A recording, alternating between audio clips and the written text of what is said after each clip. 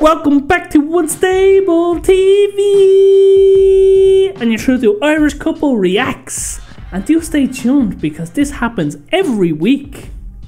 So if you're new here, don't forget to like, subscribe, comment and hit the bell notification so you don't miss any of these videos. And if you're a returning viewer, thank you!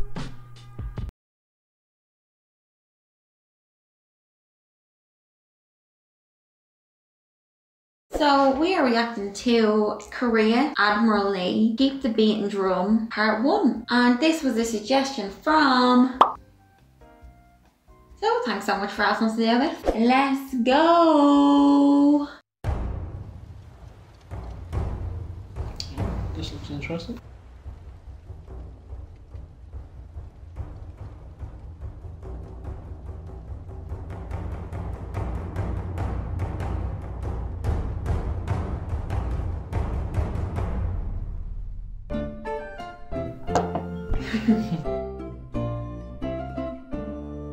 The year is 1572, 26 years earlier. Wow. A 28-year-old man rides across an open plain. A group of military men stand quietly, observing.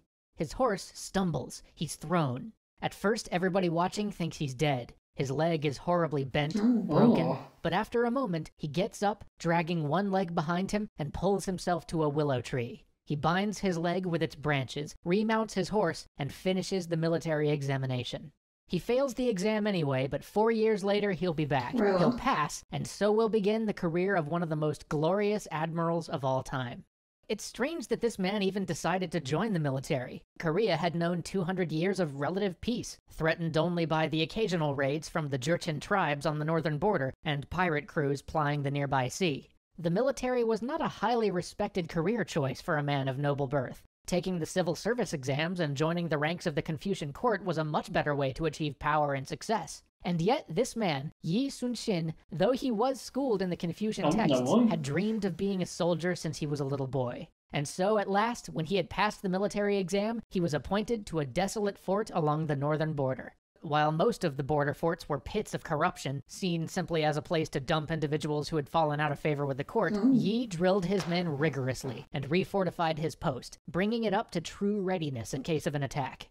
One day, the provincial governor came by to inspect the post. This was a man all of the fort commanders dreaded, known for his harsh punishments and brutal discipline. But when he came to Yi, he simply said, well done, and moved on. Shortly thereafter, Yi was moved back to Seoul, a sign of growing favor, and he was given a post at the military academy there, training new recruits. He was by all accounts rigorous, diligent, and incorruptible. And this was exactly the problem. At this time, the military academy was actually a tool for younger noble sons to jump up the ranks quickly, and for courtiers to channel their favorite people into the cushiest assignments. And Yi was not cooperating. So, after a short stay in Seoul, he was booted back to a provincial assignment. By July, though, he had secured a position running a naval garrison and was rapidly rising up the ranks again. But here, too, he was schemed against by corrupt officials. Many attempts were made to have Yi removed, but each one he parried expertly until, one day, one of his previous superiors from the military academy, one who Yi had rebuked for corruption, was called to his province to do an inspection. Seeing an opportunity for revenge, the inspector wrote a report castigating Yi, saying he was completely negligent. When the report got to Seoul, Yi found himself dismissed from the military entirely. Wow, that's awful. 4 months later, though, he was vindicated. Found innocent of the charges against him, he was returned to service, but demoted to the lowest possible officer grade. He might have languished at this menial post, but at last his diligence was finally rewarded when he was brought back to meaningful duty by none other than one of his former rivals. One of the fleet commanders who Yi had served under while maintaining the naval garrison had been transferred to the northern frontier, and knowing that he'd need good, capable officers, he requested Yi be sent with him.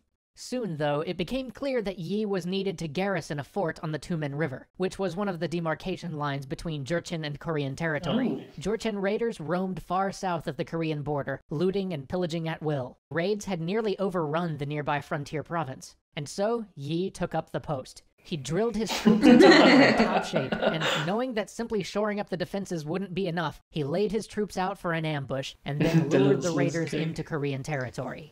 He fell on them with a ferocity and a swiftness they had never seen in Korea. Within hours, the tribes were smashed, and their power shattered. They would never again be such a threat to the province.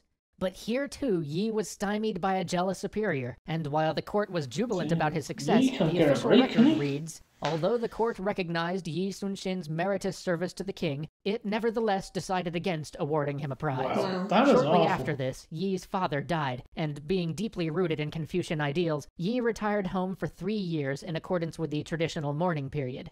When he at last returned to service, he was put in charge of transportation for the court, but a mere 16 days later, it was decided that Yi was needed too badly at the border, and once again he was sent north. He was to man a small island fortress. Undermanned, crumbling beyond disrepair, he once again drilled its garrison, shored up its defenses, and week after week sent out a request to the district commander for reinforcements. Then, one morning, as the mists rolled in and most of the men were out harvesting rice, because the military was in such a state that men on the border had to harvest their own food, the Jurchen attacked, pouring out of the mist on horseback. Yi Sun-shin only had a dozen men to defend with. He and his handful of soldiers fought desperately, cutting their way to one group of captives and escaping with 50 people the Jurchen would have taken prisoner. But by this time, you know the story. In order to avoid blame, Yi's superior, a man named Yi Il, blamed the entire defeat on Yi Sun-shin. He had him brought back to the capital, tortured, and put on trial in an attempt to have him condemned so that Yi Il could avoid any of the blame. But Yi Sun-shin did not crack under torture, and when it came time to take the stand, he said this to Yi Il.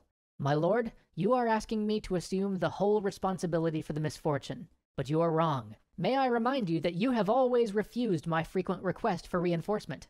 The defeat was not a result of my negligence of duty, but in large part, your fault. Therefore, it is not I, but you, who should be held responsible for the defeat. The court was stunned. Many of them knew of Yi's record and were inclined to believe him, so in the end, he was allowed to live, but he was stripped of his rank, again, and returned to the army as a common enlisted man, starting over at the very bottom, as if he'd never taken the military examinations. Wow. He was once again placed on the northern border and asked to fight the invading tribes, and once again, he did so with distinction, until finally, in 1588, he asked that he be allowed to retire. But storm clouds were gathering over Korea, and some, especially his longtime friend, a man named Ryu Sung-young, recognized that soon the country would have need of good military men. While Yi had struggled through his career in the military, Ryu, his childhood compatriot, who had been his companion in games of war, had risen to be Prime Minister of Korea. Wow. It was actually through Ryu's influence, and because of his subtle aid, that Yi had time and again survived the machinations held against him. Now, Ryu planned to see that Yi would take his rightful place for the war he feared was coming. On the next episode of Extra History, remember how in the Sengoku Jidai episodes we talked about that messy Japanese invasion of Korea? Well, that's about to happen. Join us as Yi and Ryu take on the Japanese forces, as we delve into the differences in government, technology, and arms between these two nations, and as we explore the first few disastrous weeks of this war. So what did you think of that? That was a good mix of historical fact and like it had a hint of humour in it as well. Yeah. Which I feel like that makes you understand it more. Yeah. What did you think? Exactly that, like it was brilliant, it was well put together, it keeps you interested the whole way through. A lot of history stuff can bore you, like we all watch content on YouTube, so we know when history stuff can bore you, but that was a great mix of animation, humour, and I will say one thing, give Yi his flowers. This man has been through it all, give Yi his flowers. He is just out here breaking his back for the military and they don't want anything but to kick him down the ladder again. He had a time in that military, didn't he? Yeah, literally. Corruption runs deep. Yeah. Not anymore, obviously.